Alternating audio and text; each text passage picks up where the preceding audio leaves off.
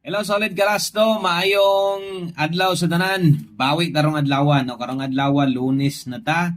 Short video lang ta, dali raning mahuman, pila raning ka seconds tiwasa lang ha.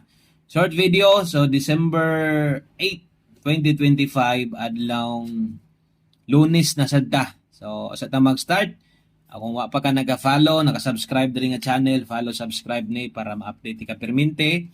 Palihog sad kog share kung makaya. So i-all draw lang ninyo mo ra gyapon. All draw bagdo class to, at least 4 combination sa katong mga moabay. So laban lang slide ra manggod ato ang numero nag-double po ang 2 PM, Domingo manggod 5 PM 92 94 at atutuwa. So nag-slide gyud. Wa pa swerte ha ang atong bagdo class to. So kabalo kung moabay gihapon mo karon og sa mga moabay good luck na lang no. Okay, so mo ni atong pabagdukan sa inyo ha 5-1. O uban-ubani gihapon ni atong last to dilingon na pildi ta gahapon di na ta pwedeng mudaog. So dako tag tsansa diri nga makadaog. So 93 51 og 87. So atong kompletohon aron maupat og i-all draw lang ni.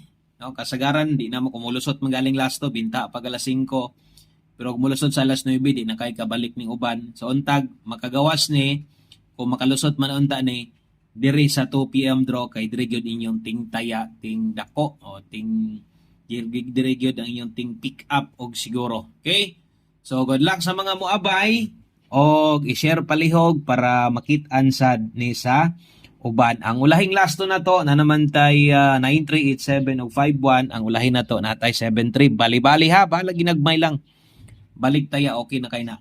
Kana lang 7393 51 og 87. Daghang kay salamat. Maayong adlaw sa tanan. God bless, good luck, og advance Merry Christmas. Bye-bye.